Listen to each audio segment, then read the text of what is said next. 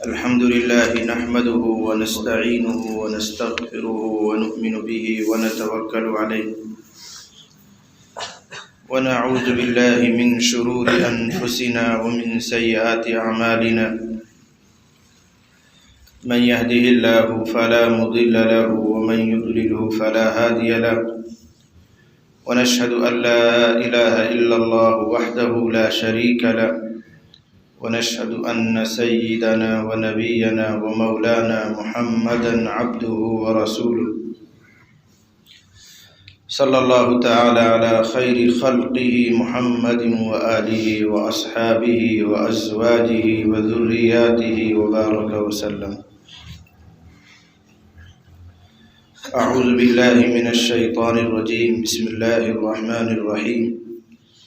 إذ تستغيثون ربكم فاستجاب لكم أني ممدكم بألف من الملائكة مردفين وما جعله الله إلا بشرى ولتطمئن به قلوبكم وما النصر إلا من عند الله إن الله عزيز حكيم. إذ يغشيكم النعاس أمنة منه وينزل عليكم من السماء ماء ليطهركم به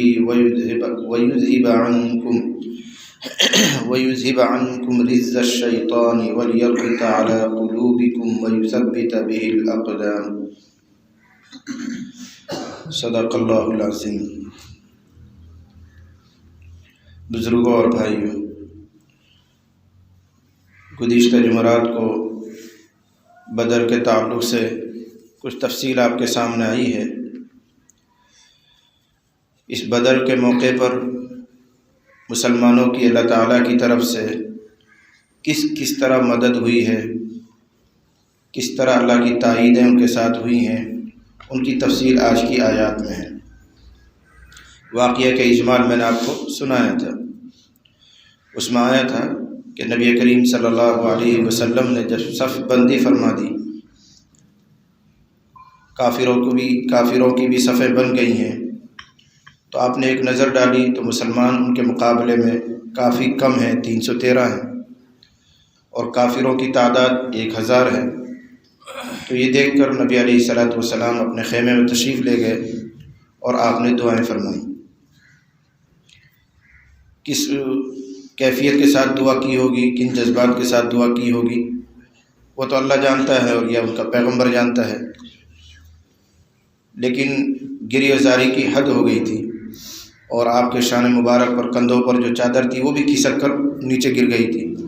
سیدنا حضرت ابوبکر صدیق رضی اللہ تعالیٰ عنہ نے وہ چادر اٹھائی ہے اور آپ کے کندھوں پر رکھی ہے اور فرمایا اللہ کے نبی بس کیجئے، اب یقین ہے کہ انشاءاللہ اللہ آپ کی مدد فرمائیں گے. اس موقع پر جو صحابہ آپ کے خیمے میں تھے یا ارد گرد تھے، قریب تھے، وہ آپ کی دعاؤں پر آمین کہہ رہے تھے. اس لیے قرآن حکیم نے واقعے کو عمومیت دی. اذ تستغیثون ربکم، جب تم اپنے رب سے فریاد کر رہے تھے. حالانکہ فریاد تو نبی نے کی ہے، مدد نبی نے مانگی ہے، روئے اور گریہ زاری انہوں نے کی ہے، لیکن صحابہ آمین کہہ رہے تھے تو واقعے میں وہ بھی شامل ہیں. اس لیے جمع کے صیغے سے قرآن نے اس کو بیان کیا. اذ تستغیثون ربکم، وہ وقت یاد کرنے کے قابل ہے جب تم سب اپنے رب سے فریاد کر رہے تھے، مدد مانگ رہے تھے. فاستجاب لکم، پس اللہ نے تمہاری بات سنی، تمہاری دعا قبول فرمائی اور وعدہ کیا. انی ممدکم، قبولیت یہ تھی انی ممدکم کہ میں تمہاری مدد کروں گا، تمہاری امداد کروں گا. بِأَلْفٍ مِّنَ الْمَلَائِكَةِ 1000 فرشتوں کے ذریعے. مردفین، جو لگاتار اتریں گے. ردیف اس سوار کو کہتے ہیں جو گاڑی چلانے والے کے پیچھے بیٹھا رہتا ہے. جب گھوڑا چلاتے ہیں تو ایک آدمی چلاتا ہے اور دوسرا اس کے پیچھے بیٹھا رہتا ہے. عربی میں اس کو ردیف کہتے ہیں. اسی سے بنا ہے یہ لفظ مردفین، یعنی ایک کے بعد دوسرا اور تیسرا لگاتار فرشتے اتریں گے، لائن بنی رہے گی ان کی.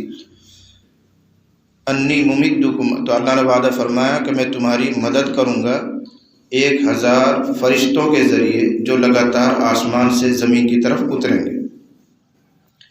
یہاں ایک علمی سوال ہوتا ہے کہ چوتھے پارے میں اللہ تعالیٰ نے 3000 کا اس کے بعد 5000 کا وعدہ فرمایا، یہاں صرف 1000 کا تذکرہ آ رہا ہے، تو بظاہر آیتوں میں تعارض ہے۔ اس کا جواب یہ ہے کہ نبی علیہ الصلوۃ والسلام نے جب دعائیں فرمائی ہیں تو اس وقت اولاً وعدہ ہوا ہے 1000 فرشتوں کا کہ ہم تمہاری 1000 فرشتے بھیج کر مدد کریں گے۔ صحابہ کرام کو تسلی ہو گئی کہ اب تو ہماری مدد ہونے والی ہے، آسمان سے فرشتے آئیں گے۔ لیکن پھر ایک افواہ پھیلی کہ کافروں کے لیے مدد کے لیے اور کفار آ رہے ہیں، مکے سے اور بڑی تعداد آ رہی ہے، تو پھر پاؤں کھس کے صحابہ کرام کے دل دہل گئے، ڈرنے لگے۔ تو پھر وہ 3000 کا وعدہ ہے۔ گھبراتے کیوں؟ اگر ضرورت پڑے گی تو ایک کے بجائے 3000 بھیجیں گے، اللہ تمہاری نصرت کے لیے تیار ہے، اور اگر ضرورت بھی پڑے گی تو 3 کیا ہوتے ہیں، 5 بھیجیں گے۔ اس طرح وہ مختلف وعدے اللہ تعالیٰ نے فرمائے ہیں، لیکن محققین کی رائے یہ ہے کہ یہ وعدہ پورا ہوا کہ 1000 فرشتے بدر کے موقع پر اترے ہیں، اس لیے کہ وہ افواہ تھی، ایک جھوٹی خبر تھی۔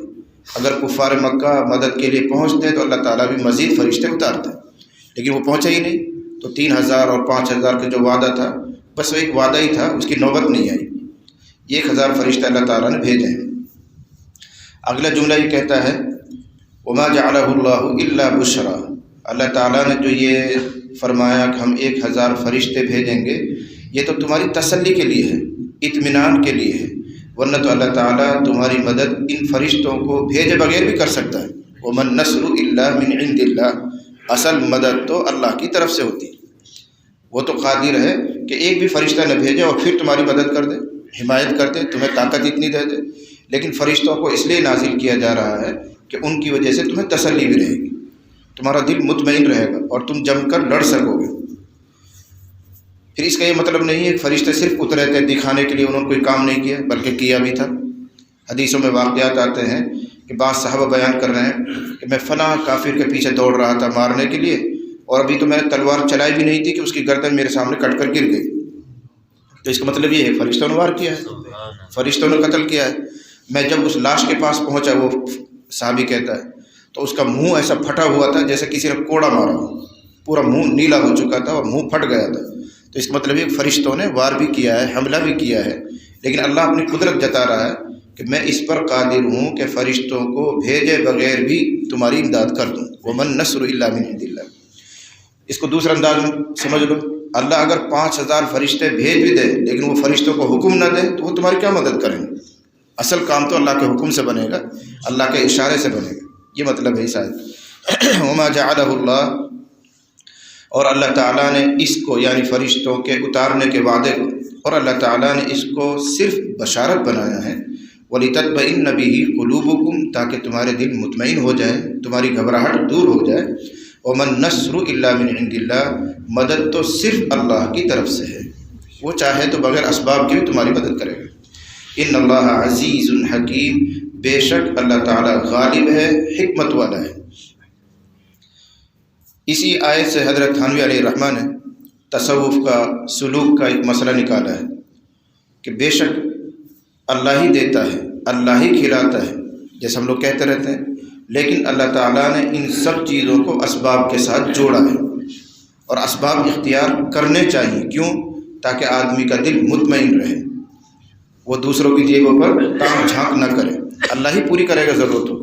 ہم اگر کوئی سروس کر رہے ہیں، دکان کر رہے ہیں، تو یہ دکان یہ ہماری روزی رسا نہیں ہے، یہ ہمارے لیے رزاق نہیں ہے، رزاق تو اللہ ہی ہے، وہی دے گا۔ لیکن پھر بھی اسباب سے ہمیں ہاتھ نہیں دھونے ہیں، اسباب اختیار کرنے ہیں۔ کیوں؟ تاکہ تمہارا دل مطمئن رہے، ذہنی انتشار نہ رہے، اور دل تمہارا عبادت میں لگ سکے۔ مطمئن رہو کہ بھائی اللہ نے ہمارے لیے روزی کا ایک سبب بنا رکھا ہے، ورنہ تو روزی تو اللہ ہی دے گا۔ اس آیت سے ثابت ہوا کہ متوکلین ان لوگوں کو نہیں کہا جاتا ہے جو اسباب سے ہاتھ اٹھا لیں۔ توکل یعنی متوکل، بھروسہ کرنے والے وہ ہیں جو کامل طور پر اسباب اختیار کریں۔ 313 صحابہ تھے، ان کی تائید کے لیے اللہ تعالیٰ 1000 فرشتے بھیج رہے ہیں۔ کیوں بھیج رہے ہیں؟ تاکہ مسلمانوں کے دل مطمئن رہیں، لہذا تم بھی اسباب اختیار کیا کرو تاکہ تمہیں اطمینان رہے، ذہنی انتشار نہ رہے۔ یہ حضرت تھانوی علیہ الرحمٰن نے اسی آیت کے ضمن میں بیان کیا ہے۔ دوسرا انعام اذ یغشیکم النعاس میں، جو رات آئی ہے، اگلی صبح مقابلہ ہونا ہے، جنگ ہونی ہے، تو ظاہر بات یہ رات گھبراہٹ کی رات ہے، پتہ نہیں صبح کیا ہوگا، اور بظاہری اسباب اعتبار سے کمزور ہیں صحابہ، 313 تعداد میں، اور تلواریں بھی بہت محدود سی ہیں، کچھ اور ہے ہی نہیں، اکثر نہتے ہیں۔ تو یہ گھبراہٹ کی رات تھی، پریشانی کی رات تھی، تو ایسے موقع پر نیند نہیں آنی چاہیے۔ اکثر صحابہ تلاوت میں، نماز میں، تہجد میں دعائیں مانگ رہے ہیں، رسول اللہ صلی اللہ علیہ وسلم اپنے خیمے میں مشغول ہیں، جو سونا چاہتے تھے ان کو بھی نیند نہیں آ رہی، ذہنی پریشانی بھی کیا ہوگا، صبح لڑیں گے، اب دیکھو اللہ کیا کرتا ہے۔ لیکن اللہ تعالیٰ کا انعام یہ ہوا کہ رات کا ایک حصہ گزرنے کے بعد جو یہ چاہتے تھے کہ ہم جاگیں اور عبادت میں لگے رہیں، ان پر بھی نیند مسلط ہوگی، ان کے جاگنے کے ارادے کے باوجود وہ ڈھلک گئے۔ جو تہجد میں تھے وہ بھی بیٹھ بیٹھ سو رہے ہیں، جو تسبیح پڑھ رہے ہیں وہ بھی بیٹھ بیٹھ سو گئے، نیند کا ایک جھونکا سب پر آیا، اور اس کا اثر یہ ہوا کہ سب جوان ہو گئے۔ چند منٹوں کی نیند، لیکن حشاش بشاش، سب کے دل مطمئن، اور سارا غم دل سے دور ہو گیا۔ اللہ اس کا ایک احسان بتا رہا ہے، دیکھو یہ اللہ کا کرم ہوا تمہارے اوپر کہ ذرا سی نیند اللہ تعالیٰ نے تمہارے اوپر مسلط کی، اور ذہن میں جو فکر تھی، ٹینشن تھی، وہ سب ختم ہو گئی، اور تم ایک دم سے جوانوں کی طرح تازہ ہو گئے۔ اذ یغشیکم النعاس، ورنہ اس موقع پہ نیند کا کیا مطلب؟ لکھا ہے راویوں نے اور مفسرین نے کہ جو لوگ جاگنا چاہ رہے تھے، نماز پڑھنا چاہ رہے تھے، وہ بھی سو گئے، ان سے پڑھی نہیں گئی نماز، اس قدر ان پر مسلط ہو گئی۔ اذ یغشیکم النعاس امنۃ منہ، وہ وقت بھی یاد کرنے کے قابل ہے جب اللہ تعالیٰ نے تمہارے اوپر مسلط کر دیا اونگ کو، النعاس مفعول ہے، جب اللہ تعالیٰ نے تمہارے اوپر طاری کر دی نیند، امنۃ منہ، اپنی طرف سے امن دیتے ہوئے، سکون دیتے ہوئے، یعنی تمہیں سکون دینے کے لیے اللہ تعالیٰ نے تمہارے اوپر نیند مسلط فرمائی، وہ وقت بھی قابل ذکر ہے۔ وَيُنَزِّلُ عَلَيْكُم مِّنَ السَّمَاءِ، تیسرا احسان، رات میں بارش ہو گئی۔ میں نے بتایا تھا، واقعہ جب سنایا تھا کہ کافر پہلے پہنچ گئے تھے بدر کے میدان میں، اور انہوں نے اس حصے پر قبضہ کر لیا جو اچھا تھا ہر لحاظ سے، جنگی مصلحتوں کے لحاظ سے جو جگہ مناسب تھی وہ کافروں نے قبضے میں کر لی، یعنی وہ جگہ تھوڑی اونچی بھی تھی، وہاں پانی بھی قریب میں تھا، اور مٹی بھی چکنی تھی، اس طرح کا علاقہ انہوں نے اپنے قبضے میں لے لیا۔ مسلمان تھوڑی دیر سے پہنچے ہیں، ان کے حصے میں جو زمین آئی ہے وہ جنگی مصلحت کے موافق نہیں ہے، ایک تو نیچی زمین ہے، دوسرے ریت بہت تھا، پانی قریب میں نہیں ہے، پانی لیں گے تو وہاں جانا پڑے گا جدھر کافر ہے، بڑا سنگین مسئلہ ہوا۔ ایک صحابی نے پوچھا بھی تھا، اے اللہ کے نبی صلی اللہ علیہ وسلم، آپ نے جو یہ جگہ کا انتخاب کیا ہے یہ وحی کی وجہ سے، یعنی اللہ کا اشارہ ہے، یا اپنے اپنے طور پر؟ تو حضور نے فرمایا نہیں، اللہ کی طرف سے کوئی اشارہ نہیں ہے، اپنے طور پر یہ جگہ منتخب کی گئی ہے، مجبوری ہے۔ فرمایا جنگی مصلحت کے خلاف ہے، آپ یہاں قیام فرما رہے ہیں، لیکن مجبوری تھی، اس کے علاوہ کوئی جگہ ہی نہیں تھی۔ تو بہرحال رات کو اللہ نے یہ کرم فرمایا کہ بارش ہو گئی، اور بارش بھی اچھی ہوئی، جس سے سارا ریت جم گیا، مسلمانوں کی طرف ریت تھا وہ سب جم گیا، پاؤں چلنے کے لیے قابل ہو گیا۔ ادھر کیچڑ ہو گئی، چکنی مٹی پہ جب کیچڑ ہوگی تب گریں گے، پھسلیں گے۔ دوسرے مسلمانوں نے چھوٹی چھوٹی منڈیر بنا کر پانی اکٹھا کر لیا، پانی کا مسئلہ بھی حل ہو گیا۔ پھر صحابہ کے دل میں کچھ وسوسے آ رہے تھے کہ اگر ہم نے جنگ لڑی اور ناپاکی کی حالت میں ہم شہید ہو گئے تو ہماری شہادت ہی کیا ہے؟ ناپاکی کیا، بے وضو رہیں گے، پانی تھا ہی نہیں، اور خدا نے خواستہ بدخوابی ہو گئی، نہائے بھی نہیں رہیں گے ہم، تو ایسی ناپاکی کی حالت میں اگر جنگ لڑیں گے تو ہماری شہادت پہ ہمیں کیا اجر ملے گا؟ جب بارش ہو گئی تو یہ ذہنی وسوسہ بھی ختم ہو گیا، تو اللہ تعالیٰ فرما رہے دیکھو ہم نے بارش بھی کر دی، تمہاری زمین وہ تمہارے لیے اچھی بن گئی، تمہارے دل میں جو وسوسے آ رہے تھے وہ بھی چلے گئے کہ ہم نامناسب جگہ پر ہیں، پاؤں ہمارے دھس رہے ہیں، ہم کیسے جنگ کریں گے، ایک وسوسہ یہ تھا۔ دوسرا وسوسہ یہ تھا ناپاکی کی حالت میں اگر شہید ہوئے تو کیا شہادت کا ثواب ملے گا، وہ وسوسہ سب چلا گیا، اب ناپاک نہیں، خوب وضو کر لو، اب خوب نہو، اللہ تعالیٰ نے بارش کر لی، تو اللہ تعالیٰ اپنا احسان گنوا رہا ہے۔ وَيُنَزِّلُ عَلَيْكُم مِّنَ السَّمَاءِ، اور اللہ بارش برسا رہا ہے آسمان سے، وَيُنَزِّلُ عَلَيْكُم، اور اتارتا ہے، لفظ ترجمہ اتارتا ہے اللہ تعالیٰ تمہارے اوپر آسمان سے، ماءً پانی، کیوں اتار رہا ہے؟ لِيُطَهِّرَكُم بِهِ، تاکہ اس کے ذریعے تم کو اللہ پاک کر دے، ظاہری اور باطنی دونوں طرح کی طہارت۔ ظاہری تو یہ ہے کہ آپ غسل بھی کر سکتے ہیں، وضو بھی کر سکتے ہیں، اور باطنی یہ ہے کہ وسوسے تمہارے ختم ہوں گے۔ وَيُذْهِبَ عَنْكُمْ رِجْزَ الشَّيْطَانِ، اور تاکہ اللہ تعالیٰ تم سے ختم کر دے شیطانی وساوس کو، شیطان جو وسوسہ ڈال رہا، ناپاک رہ گئے تو کیا بنے گا۔ تیسرا فائدہ وَلِيَرْبِطَ عَلَىٰ قُلُوبِكُمْ، تاکہ اللہ تعالیٰ تمہارے دلوں کو باندھ دے، یعنی مضبوط کر دے، ابھی ڈگمگا رہے ہیں، خطرات محسوس کر رہے ہیں، جب ظاہری تائید مل جائے گی تو طاقت تمہیں مل جائے گی۔ وَلِيَرْبِطَ عَلَىٰ قُلُوبِكُمْ، تاکہ اللہ تعالیٰ تمہارے قلوب کو مضبوط کر دے، وَيُثَبِّتَ بِهِ الْأَقْدَامَ، اور تاکہ اللہ تعالیٰ اس بارش کے ذریعے تمہارے پاؤں کو جما دے، کم ہمت نہ بنو تم، اور ریت کی وجہ سے جو تمہیں گھبراہٹ ہو رہی، پاؤں چلیں گے نہیں، اب مٹی دب گئی ہے، خوب دوڑو۔ اِذْ يُوحِي رَبُّكَ إِلَى الْمَلَائِكَةِ أَنِّي مَعَكُمْ فَثَبِّتُوا الَّذِينَ آمَنُوا سَأُلْقِي فِي قُلُوبِ الَّذِينَ كَفَرُوا الرُّعْبَ فَاضْرِبُوا فَوْقَ الْأَعْنَاقِ وَاضْرِبُوا مِنْهُمْ كُلَّ بَنَانٍ۔ اللہ تعالیٰ نے جو فرشتے بھیجے تھے ان کو بھی ہدایات دی، ان کی بھی ٹریننگ فرمائی، تم جا رہے ہو تمہیں کرنا کیا ہے، تو اللہ تعالیٰ نے یوں نہیں بھیجا جاؤ چلے جاؤ، بلکہ ان کی تربیت فرمائی کہ تمہیں بھیجا جا رہا ہے اور یہ کام کرنا تمہیں۔ اِذْ یوحی ربک، وہ وقت یاد کرنے کے قابل ہے جب کہ تیرے رب نے وحی کی فرشتوں کی طرف پیغام بھیجا، فرشتوں کی طرف کیا فرمایا؟ انی معکم، اے فرشتوں 1000 کی جماعت نیچے اترو، میں تمہارے ساتھ ہوں۔ انی معکم، اللہ ان کو تسلی دے رہا، جاؤ میں تمہارے ساتھ ہوں، میرا حکم، میری رہنمائی، میرا اشارہ تمہارے ساتھ رہے گا۔ فثبتوا الذین آمنوا، تم ایمان والوں کو ثابت قدم کرو، یعنی تمہیں اس لیے بھیجا جا رہا ہے کہ تمہاری وجہ سے مسلمانوں کو قوت ملے اور وہ وسع اس میں مبتلا نہ ہو، ان کو ہمت ملے۔ فثبتوا، پس تم جا کے جمع دو اہل ایمان کو۔ سألقی فی قلوب الذین کفروا الرعب، اور میں کافروں کے دل میں رعب ڈال دوں گا، گھبراہٹ اور خوف ڈال دوں گا، تم جاؤ بس کام میرا ہے۔ سألقی، میں ڈال دوں گا، اللہ فرما رہے ہیں، فی قلوب الذین کفروا، کافروں کے دلوں میں کیا ڈال دوں گا؟ الرعب، مسلمانوں کی دھاک، ہیبت ان لوگوں کے دلوں پر ڈال دوں گا۔ جب آدمی گھبرا جاتا ہے تو طاقت کے باوجود بھی وہ کچھ نہیں کر پاتا۔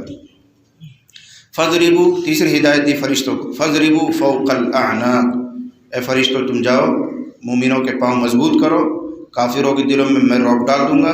تیسرا کام تمہیں یہ کرنا ہے کہ ان کی گردنوں پر مارو، فَاضْرِبُوا فَوْقَ الْأَعْنَاقِ، تلوار سے وار کرو، حملہ کرو، گردنوں کو کاٹ دو ان کو۔ وَاضْرِبُوا مِنْهُمْ كُلَّ بَنَانٍ، اور ان کے بدن کے پور پور پر، جوڑ جوڑ پر وار کرو، یہ انگلی کے پور جو ہوتے ہیں، یہ جوڑ جو ہوتے ہیں، ان پہ وار کرو۔ کیوں؟ جب ہاتھ ناکارہ ہو جائیں گے یا پاؤں ناکارہ ہو جائیں گے تو وہ ہتھیار کیا اٹھائیں گے؟ تو چوٹ مارو ان کو، جن کا مقدر میں موت ہے ان کی تو گردن کاٹ دو، جن کی مقدر ابھی موت نہیں ہے ان کے جوڑوں پر مارو تاکہ وہ ناکارہ ہو جائیں اور ہتھیار اٹھانے کے قابل نہ رہیں۔ یہ تربیت اللہ تعالیٰ نے فرشتوں کو دی۔ وَاضْرِبُوا مِنْهُمْ، اور ان میں سے مارو تم، كُلَّ بَنَانٍ، ہر پور پر، یہ پور کہلاتا ہے انگلیوں کے جوڑ جو ہوتے ہیں۔ یہ سزا کافروں کو کیوں مل رہی ہے؟ ذَلِكَ بِأَنَّهُمْ شَاقُّوا اللَّهَ وَرَسُولَهُ، یہ اس وجہ سے ہے کہ انہوں نے اللہ اور اس کے رسول کی مخالفت کی ہے۔ اللہ اور رسول سے ضد کر رہے ہیں، مخالفت پر اتر آئے ہیں، اس مخالفت کی سزا ان کافروں کو یہ مل رہی ہے کہ اللہ تعالیٰ ان کے مارنے کی تربیت، ان کو یعنی کٹوانے کی، قتل کروانے کی تربیت فرشتوں کو دے رہا کہ اس طرح مارو۔ پھر ضابطہ سنایا کہ یہ صرف ان کفار کے لیے نہیں ہے جو آج محمد رسول اللہ کے مقابل آ گئے ہیں، مخالفت کر رہے ہیں، جو بھی اللہ اور رسول کی مخالفت کرے گا اس پر ایسی ہی مار پڑے گی۔ یہ صرف کوئی وقتی قصہ نہیں تھا، یہ دائمی اصول ہے اللہ تعالیٰ کا۔ وَمَن يُشَاقِقِ اللَّهَ وَرَسُولَهُ، اور جو بھی اللہ اس کے رسول کی مخالفت کرے گا، فَإِنَّ اللَّهَ شَدِيدُ الْعِقَابِ، تو اللہ تعالیٰ سخت سزا دینے والا ہے۔ یہ صرف انہی کے لیے نہیں، جو کھل کر سامنے آئے تو اللہ نے کھل کر تائید فرمائی، جو بھی مخالفت کرے گا، ضد کرے گا، اللہ اس کا انجام برا کرے گا۔ ذَلِكُمْ فَذُوقُوا، پس یہ تم چکھو تمہارا حصہ، کافروں سے کہا جا رہا ہے، ذَلِكُمْ فَذُوقُوا، پس یہ چکھو تمہارا یہ حصہ ہے۔ وَأَنَّ لِلْكَافِرِينَ عَذَابَ النَّارِ، اور یقیناً کافروں کے لیے تو دوزخ کا عذاب بھی باقی ہے۔ ابھی یہ تو دنیا کی سزا ہو گئی، ابھی کافروں کے لیے تو اور بھی برا انجام ہے۔ یا ایھا الذین آمنوا اذا لقیتم الذین کفروا زحفا فلا تولوهم الادبار، یہ پہلا موقع تھا مسلمانوں کا کہ وہ مقابلہ کر رہے ہیں، اور کافر ان سے 2 گنا بلکہ 3 گنا زیادہ ہے، یہ 313 وہ 1000 ہے، تب بھی یہ حکم اتر رہا ہے کہ چاہے وہ تم سے کئی گنا زیادہ ہیں لیکن تم پیٹھ پھیر کر نہیں بھاگو گے۔ یہ معاہدہ ہو رہا اللہ تعالیٰ کی طرف سے، اے مسلمانوں جم کر لڑنا، ان کی تعداد سے گھبرا کر میدان چھوڑ کر مت بھاگنا، اگر میدان چھوڑ کر بھاگو گے تو یہ بھاگنا حرام ہے اور اس کی وجہ سے تمہارا مقدر دوزخ بنے گا۔ یہ پہلی جماعت، پہلی کھیپ ہے مسلمانوں کی جن کے لیے اتنا سخت آرڈر آ رہا ہے، لیکن بعد میں یہ تخفیف آئی۔ شروع میں یہ حکم تھا کہ ایک مسلمان اور 10 کافر ہوں تو بھی میدان چھوڑنے کی اجازت نہیں. شروع میں یہ حکم تھا، پھر اللہ نے اس میں تخفیف کر دی. الآن خفف اللہ عنکم وعلم ان فیکم ضعف، 10ویں پارے میں اسی صورت میں آگے چل کر آ رہا ہے. اب ضابطہ یہ بن گیا، ایک کافر ایک مسلمان اور اس کے مقابلے میں اگر 2 کافر ہوں تو میدان چھوڑنے کی اجازت نہیں، ڈٹ کر لڑنا ہی لڑنا ہے. پہلے تو کیا تھا، ایک مومن 10 کافر تو بھی چھوڑنے کی اجازت نہیں، میدان مرو مارو. ہاں اگر وہ 12 13 15 ہو جائیں ایک کے مقابلے میں تو پھر اجازت تھی، میدان چھوڑ کر تم نکل سکتے ہو. پھر بعد میں اس حکم کو اور ہلکا کیا گیا تو 2 کی بات آ گئی ہے. 10ویں پارے میں بھی انشاءاللہ تفصیل آ جائے گی آگے. تو یہ پہلا حکم ہے، اس لیے اس کو سمجھ کر یہ ذہن میں بٹھائیں کہ بھئی کافر چاہے جتنا زیادہ ہوں مسلمان میدان نہیں چھوڑ سکتے. یہ شروع کا حکم تھا، اس لیے یہ سخت حکم آ رہا ہے. یا ایھا الذین آمنوا، اے ایمان والو، اذا لقیتم الذین کفروا زحفا، جب تم کافروں سے ملو آمنے سامنے، مٹ بھیڑ ہو جائے تمہاری، زحفا روبرو، یعنی میدان میں آمنے سامنے سب بندیاں ہو جائیں. فلا تولوہم الادبار، تو تم ان کو اپنی پیٹھ مت دینا، یعنی پیٹھ پھیر کر مت بھاگنا کہ وہ تمہارا پیچھا کریں اور تمہیں پکڑ پکڑ کے مارے. نہیں، تمہیں مقابلہ کرنا ہی کرنا ہے. وَمَن يُوَلِّهِمْ يَوْمَئِذٍ، اور جو اس دن ان کو پیٹھ دکھائے گا، آگے آئے گی جزا، فَقَدْ بَاءَ بِغَضَبٍ مِّنَ اللَّهِ، تو وہ اللہ کا غضب لے کر لوٹے گا اور اس کا ٹھکانہ دوزخ ہے. ہاں 2 صورتوں میں آدمی بدر کے میدان میں جو ہدایت آ رہی اس وقت بھی پیٹھ دکھانے کی اجازت تھی، 2 صورتوں میں. الا متحرفا لقتال او متحیزا الی فئۃ، یہ 2 استثناء ہیں. متحرفا لقتال کا کیا معنی ہے؟ جنگ کی چال چلنے کے لیے، دشمن کو دھوکہ دینے کے لیے تھوڑا سا مڑ کر یوں چلے، جیسے سمجھے کہ بھاگ رہا ہے اور کافر اس کی طرف نکل کر آئے گا تو پلٹ کر اس پر وار کرنا. پینترا بدلنا اردو میں کہتے ہیں اس کو، پینترا بدلنے کے لیے، چال چلنے کے لیے. بھاگنے کا ارادہ نہیں ہے، لیکن کافروں کو یہ دکھا رہا ہے بھائی میں تو ہمت ہار گیا، میں واپس بھاگ رہا ہوں. اب کافر اس کا پیچھا کرے گا تو جتھے میں سے نکل کر ایک کافر جب کسی کے پیچھے مقابلہ کرے گا تو اس کو کنٹرول کرنا اور قابو کرنا آسان بن جائے گا. تو مسلمان یہ چال بازی اگر چلے تو اس کی اجازت ہے، یہ بھاگنا نہیں ہے بلکہ یہ دھوکہ دے کر اس کو جال میں پھنسانا ہے، یہ چگہ دکھانا ہے اس کو تاکہ وہ منہ ڈالے. تو الا متحرفا لقتال، مگر جنگ کی چال چلنے کے لیے، جنگ کے لیے پینترا بدلنے کے لیے، ایک استثناء. او متحیزا الی فئۃ، یا اپنی جماعت میں پناہ لینے کے لیے. بھاگنے کا ارادہ نہیں، ارادہ یہ ہے کہ ابھی فوری طور پر یہاں سے نکل جاؤں اور جہاں ہمارا بڑا لشکر ہے ان کو جا کر اطلاع کروں کہ بھائی ہمارے قابو نہیں آ رہا مسئلہ، مدد کے لیے اور بھیجو. اپنے گروہ کی طرف، اپنے بڑے لشکر کی طرف پناہ لے رہا ہے، بھاگ نہیں رہا میدان چھوڑ کر، بلکہ مزید مدد لینے کے لیے، طاقت لینے کے لیے وہاں گیا اور پھر زیادہ طاقت لے کر پھر آئے گا، مقابلہ کرے گا، تو اس کی بھی اجازت ہے. سیرت میں اس کا واقعہ ملتا ہے، ترمذی میں روایت ہے، نبی کریم صلی اللہ علیہ وسلم ایک دن فجر کی نماز پڑھانے کے لیے تشریف لائے تو حضرت عبداللہ ابن عمر اور ان کے کچھ صحابہ، ان کو آپ نے ایک جنگی مہم پر بھیجا تھا اور وہ کم ہمت ہو گئے. انہوں نے دیکھا کہ کافر زیادہ ہیں، مقابلہ آسان نہیں ہے، تو میدان چھوڑ کر واپس مدینہ آ گئے. مدینہ میں گھسنے کے بعد ان کو خیال ہوا یار ہم نے تو بہت غلط کام کیا، ہمیں تو یہ بزدلی کا کام نہیں کرنا چاہیے، اب ہم مسلمانوں کو کیا منہ دکھائیں گے. تو فجر کی نماز پڑھانے جب حضور آ رہے تھے تو حضور کے حجرے سے لے کر جہاں آپ نماز پڑھانے جائیں گے وہاں دونوں طرف قطار لگا کر یہ مسلمان کھڑے ہو گئے. اندھیرا رہتا تو کون سی لائٹ رہتی تھی، تو حضور کے گیٹ سے لے کر مصلی تک دونوں طرف لوگ سر جھکا کر کھڑے ہو گئے کہ حضور وہاں سے نکلیں گے تو ہم اپنی معذرت پیش کریں گے. تو حضور نکلے، فرمایا کون تم لوگ، کون ہو یہاں جو کھڑے ہو لائن لگا کے؟ کہنے لگے نحن الفرارون، اے اللہ کے نبی ہم بھگوڑے ہیں، جو جنگ میں سے بھاگ آئے ہیں، بھگوڑے ہیں. تو آپ نے تسلی کے لیے فرمایا نہیں نہیں، انتم العکارون، تم بھگوڑے نہیں ہو، تم اپنے مرکز آئے ہو اور مرکز سے مزید طاقت لے کر تم جانے کا ارادہ رکھتے ہو. بھگوڑا وہ ہے جس کا جنگ کا ارادہ ہی نہ ہو آئندہ کے لیے، جان بچا کر. تمہارا ارادہ جنگ کا ہے اور تم تو میرے پاس اس لیے آئے ہو مزید ساتھی تمہیں دیے جائیں اور پھر جا کے تم مقابلہ کرو، تم بھگوڑے نہیں ہو. اس حدیث سے معلوم ہوا یہی کہ جو آدمی اپنے مرکز کی طرف لوٹ رہا ہے اور ارادہ یہ ہے کہ مزید فوج لے کر آ کر دوبارہ حملہ کروں گا تو یہ بھگوڑا نہیں کہلاتا، یہ تدبیر اختیار کرنے کی اجازت ہے. وَمَن يُوَلِّهِمْ يَوْمَئِذٍ دُبُرَهُ، اور جو ان کو اس دن پیٹھ دکھائے گا مگر قتال کی چال چلنے کے لیے، یا اپنے گروہ کی طرف پناہ لینے کے لیے، ان کو تو گناہ نہیں ہے، لیکن اس کے علاوہ کوئی اگر پیٹھ پھیرے گا فقط باء بغضب من اللہ، تو اللہ کا غضب اور غصہ لے کر لوٹے گا، ومأواہ جہنم، اور اس کا ٹھکانہ دوزخ ہے، وبئس المصیر، اور لوٹنے کی بری جگہ ہے، انجام برا ہے۔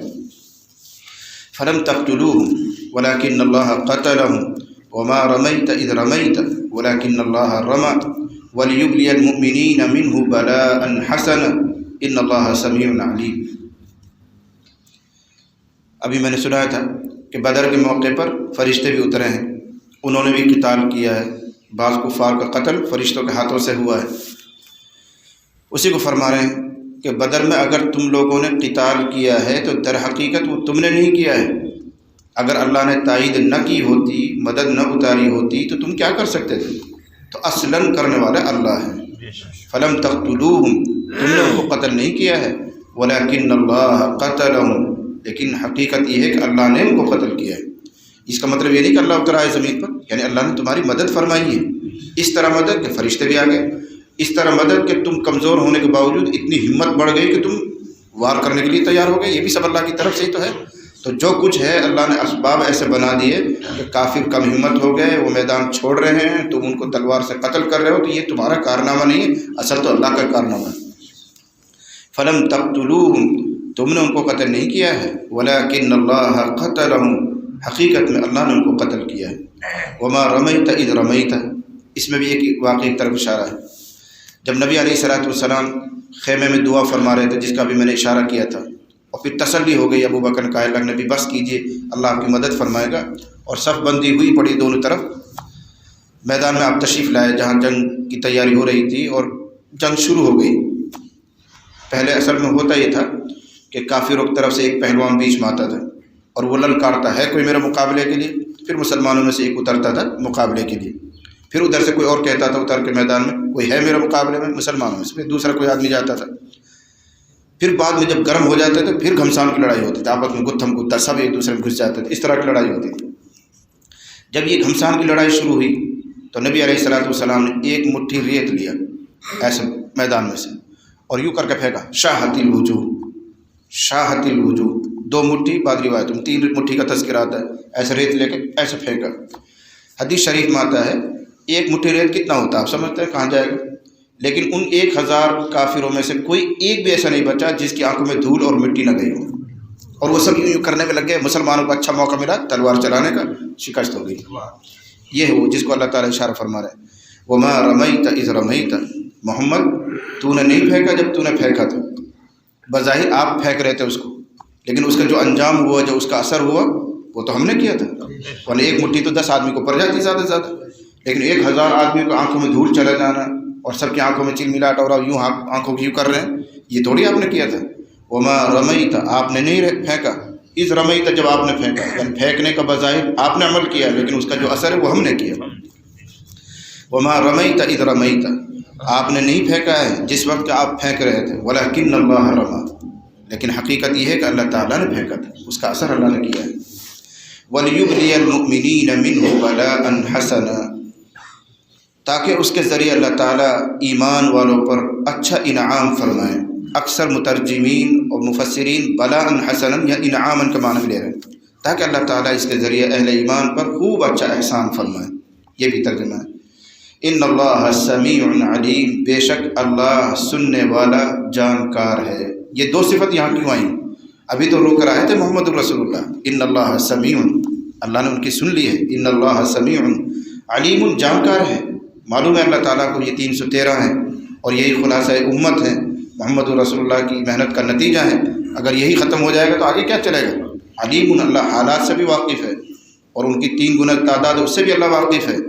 ان اللہ سمیع، کسی جگہ اگر صفات آتی ہیں تو وہ بھی بطور دلیل آتی ہیں، ورنہ اللہ تعالیٰ کی بے شمار صفات ہیں، اس موقع پر یہی 2 صفت اس لیے، ان اللہ سمیع، یقیناً اللہ سننے والا ہے۔ ابھی محمد الرسول اللہ اپنے خیمے میں دعائیں فرما رہے تھے، وہ اللہ نے سنی ہیں، اس لیے اللہ نے یہ اثر ڈال دیا ہے کہ ایک مٹھی ریت اٹھا کر پھینکا تو وہ سب کی آنکھوں میں جا رہا ہے۔ علیم، اللہ واقعے کی نزاکت کو جان رہا ہے، حالات کو جان رہا ہے۔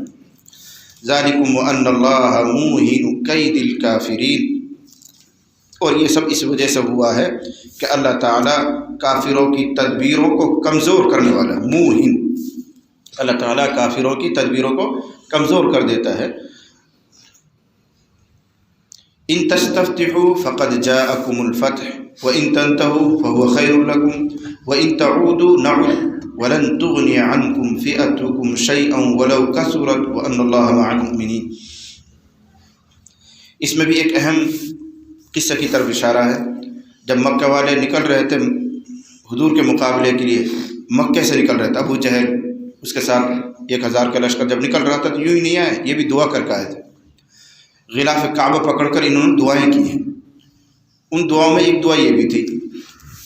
اب ان کو کیا پتہ کہ الٹی چلے گی تلوار، تو کیا کہہ رہے ہیں کہ اے اللہ ہم میں سے جو باطل پر ہو اس کا سر قلم کروا دے، اس کے ٹکڑے ٹکڑے کر دے۔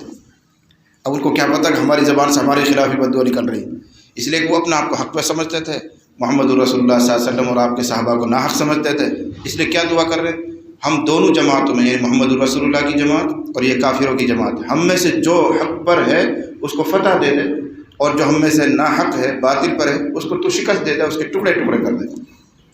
تو اللہ کے فرشتہ آمین کہہ رہے تھے، اسی کا حوالہ دیا جا رہا ہے۔ ان تستفتحوا، کافروں سے بات ہو رہی ہے، ان تستفتحوا، اگر تم فیصلہ چاہ رہے تھے، دوسرا ترجمہ اگر تم فتح چاہ رہے تھے، فقط جاءکم الفتح، تو فیصلہ آ چکا، تم یہ تو چاہ رہے تھے کون باطل ہے کون حق ہے، ہو گیا وہ۔ ان تستفتحوا، اگر تم لوگ چاہ رہے تھے فیصلہ، فقط جاءکم الفتح، تو فیصلہ تو آ چکا ہے حق اور باطل کا۔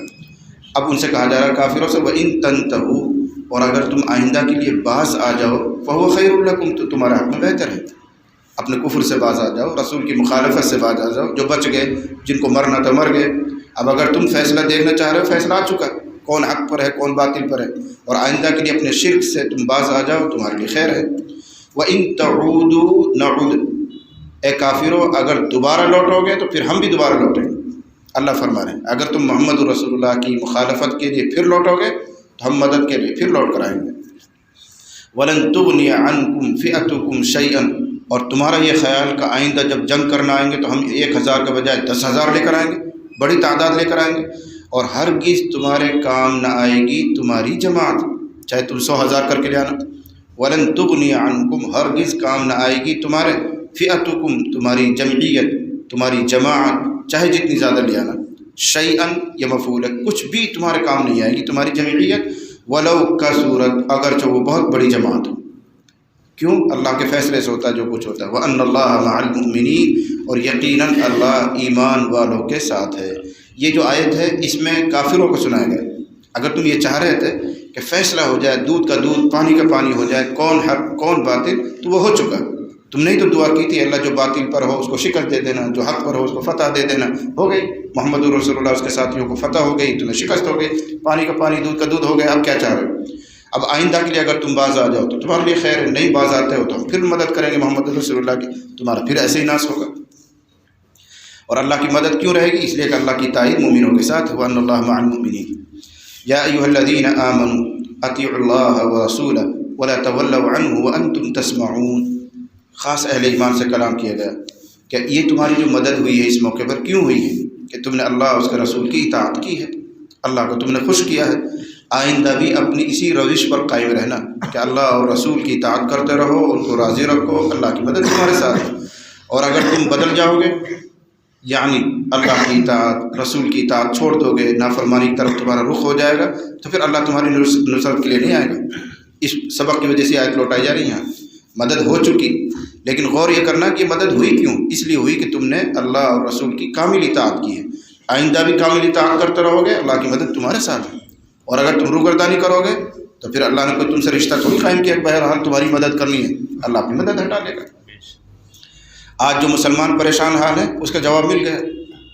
آج ساری دنیا میں مسلمان پریشان ہیں اور یہ سوچتا ہے کہ بھئی ہماری مدد کیوں نہیں ہوتی، جہاں دیکھو وہیں مسلمان پٹ رہا ہے، تو اپنا آپ کو خود ہی پٹوا رہے ہو تم لوگ۔ بتائیے مجھے ایسا مسلمان کہاں ہیں جو 100% کامل اطاعت پہ لگ رہے ہیں، زیادہ سے زیادہ نمازی بن جاتے ہیں، بہت زیادہ دعوت و تبلیغ والوں نے خانقاہ والوں نے محنت کی تو کیسے افراد تیار کر دیے، کچھ وقت کی تسبیحات کے پابند ہو گئے، نمازوں کے پابند ہو گئے، لیکن کامل دین کس کو کہا جاتا ہے؟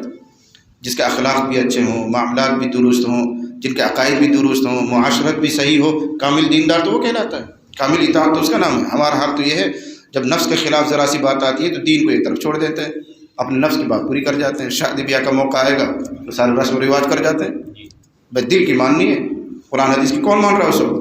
تو کامل اطاعت اگر کرو گے تو قیامت تک اللہ کی مدد تمہارے ساتھ ہے۔ ان تنصر اللہ ینصرکم، ان تنصر اللہ ینصرکم، اگر تم اللہ کے دین کی مدد کرو گے تو اللہ تمہاری مدد کرے گا، یہ قرآن کا ضابطہ ہے۔ یا ایھا الذین آمنوا، اے ایمان والو، اطیعوا اللہ ورسولہ، تم اللہ کی اور اس کے رسول کی اطاعت کرو، ولا تولوا عنہ، اللہ سے اس کے رسول کے حکم سے روگردانی نہ کرو، وانتم تسمعون، اور تم تو خوب سنتے بھی ہو، یعنی کیا سنتے ہو؟ جو قرآن پڑھا جا رہا ہے، رسول اللہ کی زبانی جو اس کی شرح کی جا رہی ہے، تم سنتے ہو، سننے کے باوجود اگر روگردانی کرو گے تو تم سے زیادہ بدقسمت کون ہے؟ جیسے ہم طلباء کو کہیں، علماء کو کہیں، تم قرآن پڑھتے ہو، پڑھاتے ہو، تمہارے زیر مطالعہ پورا قرآن، پھر تم اگر گناہ کرو گے تم سے زیادہ بدقسمت کون؟ ایسے صحابہ کو کہا گیا تمہارے درمیان قرآن اتر رہا ہے، قرآن پڑھ کر تمہیں سنایا جا رہا ہے، تمہیں شرح کر کی جا رہی محمد رسول اللہ کی، تو تم سے زیادہ اطاعت کرنے والا اور کون ہونا چاہیے؟ تمہیں ہی ہونا چاہیے، یعنی تمہارا تو حق بنتا ہے کہ تم کامل اطاعت کرو۔ ہاں بات کے کچھ مسلمان آئے، اگر تھوڑی بہت 19-20 کا فرق بھی پڑے تو وہ سمجھ میں آتا ہے بھائی لمبا زمانہ گزر چکا ہے، براہ راست وہ قرآن کو اترتے ہوئے نہیں دیکھ رہے ہیں، براہ راست محمد رسول اللہ سے وہ شرح نہیں سن رہے ہیں، لیکن تمہارے درمیان تو قرآن اتر رہا ہے۔ یہاں پر مجھے ایک حدیث یاد آ رہی، مشکات کے بالکل اخیر میں، آخری صفحات میں، بلکہ میں یوں کہتا ہوں کہ آخری والے صفحے پر یہ روایت موجود ہے۔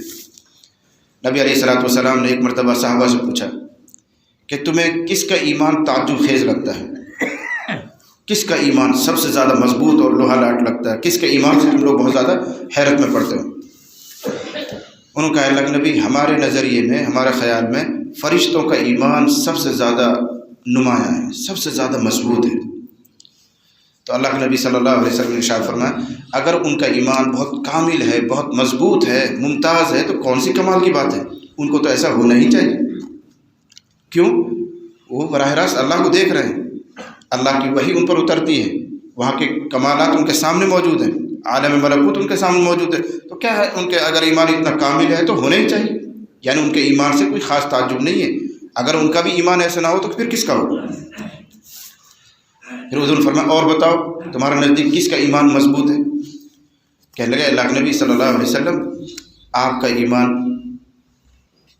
نبیوں کا ایمان، دیگر پیغمبروں کا ایمان وہ مضبوط ہے، ان سے زیادہ کس کا مضبوط ہو سکتا ہے؟ تو آپ صلی اللہ علیہ وسلم نے ارشاد فرمایا اگر انبیاء علیہ السلام کا ایمان کامل ہے اور ہے، کوئی شک کی بات نہیں، لیکن اتنا تعجب نہیں ہے، اس لیے کہ ان پر وحی اترتی ہے، جبرائیل آ کر ان سے ملاقات کرتے ہیں، غیب کے کچھ حقائق ان کے سامنے موجود ہیں، تو ان کا ایمان تو ایسے مضبوط ہونا ہی چاہیے۔ اس پہ حیرانی کیا بات ہے؟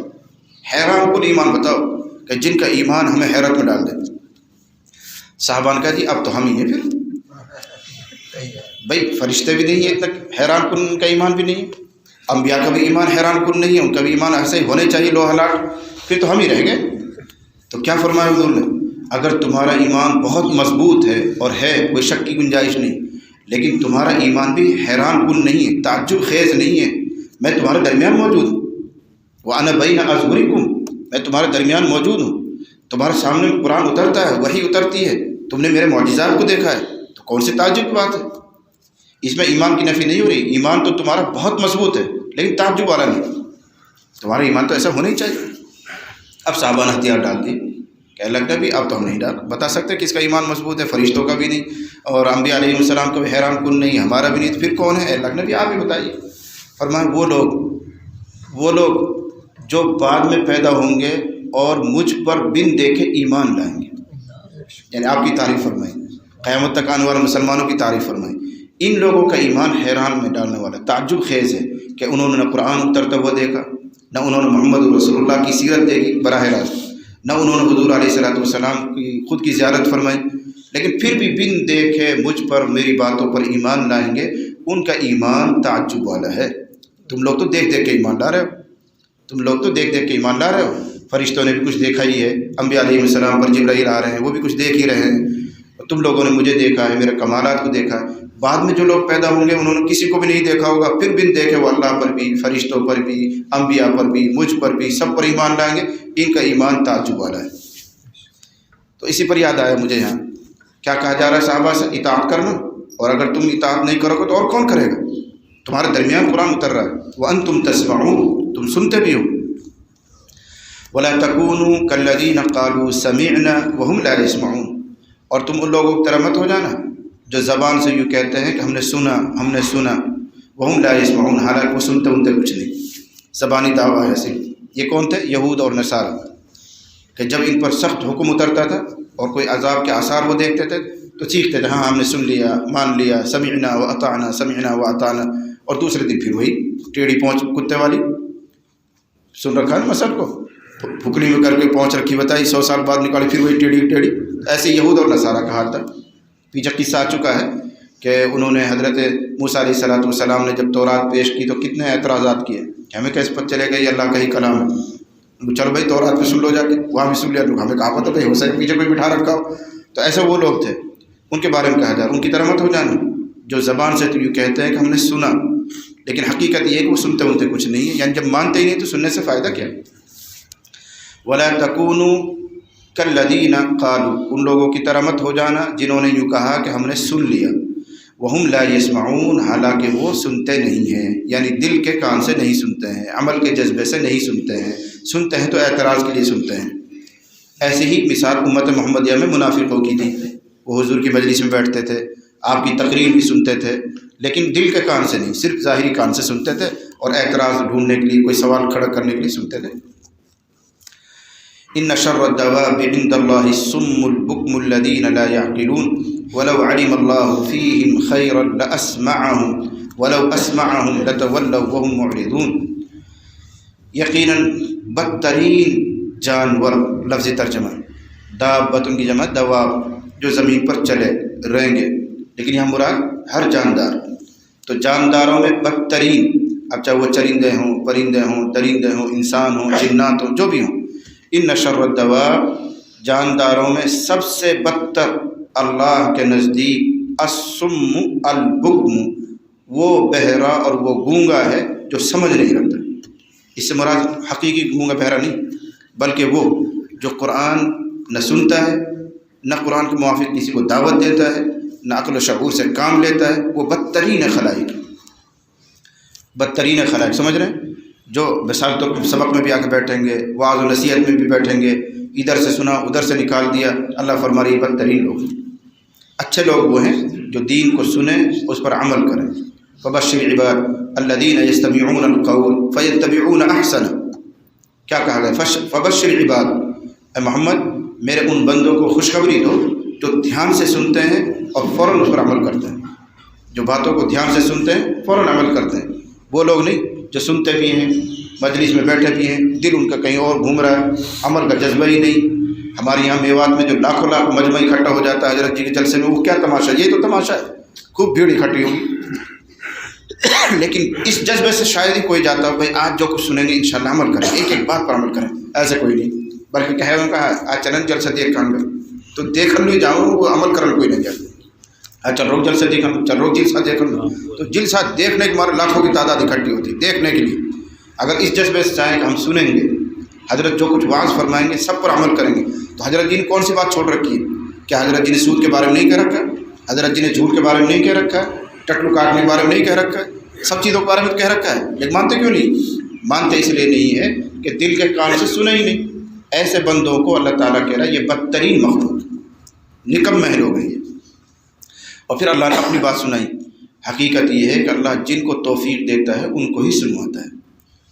اگر اللہ ان میں کوئی بھلائی جانے گا تو سنوا دے گا، جب اللہ نے کو معلوم ہے کہ جب بھی ایسے ہی جب بھی ایسے ہی تو ان کو سنواتا بھی نہیں، ان کو دل کے کان دیتا بھی نہیں۔ اصل توفیق تو اللہ کی ہے۔ ان شر الدواب، بدترین مخلوق، بدترین جاندار اللہ کے نزدیک الصم البکم، بکم گونگے کو کہتے ہیں جو بول نہ سکتا ہو، جو حق کی دعوت نہ دے سکتا ہو، الصم بہرا جو حق بات کو سن نہ سکتا ہو، الذین لا یعقلون جو ذرا بھی شعور اور عقل نہیں رکھتے ہیں۔ ولو علم اللہ فیہم خیرا، اگر اللہ ان میں کوئی خیر جانتا، لاسمعہم تو ضرور اللہ ان کو سنوا دیتا۔ अल्लाह की तौफीक से ही सुनना होता है, अल्लाह की तौफीक से ही अमल की सआदत मिलती है। वलौ अस्मअहुम, अब उनकी हालत ऐसी है कि अगर उनको सुनवा भी दे लतवल्लौ, तो भी वो रूगर्दानी करेंगे, वहुम मुअरिज़ून, और वो हक़ से एराज़ करने वाले होंगे, यानी मुनाफिकीन हैं, कुफ़ार हैं। अगर ज़बरदस्ती इनके कान में कुरान की आयत पढ़ भी जाए तो भी इनको हिदायत नहीं मिलेगी, इसलिए कि अल्लाह ने उनकी किस्मत में हिदायत ही नहीं लिखी, इसलिए अल्लाह सुनवाता नहीं। अगर सुनवा भी दे तो भी वो रूगर्दानी ही करेंगे। अल्लाह ताला मुझे और आपको, तमाम सुनने वालों को अमल की सआदत और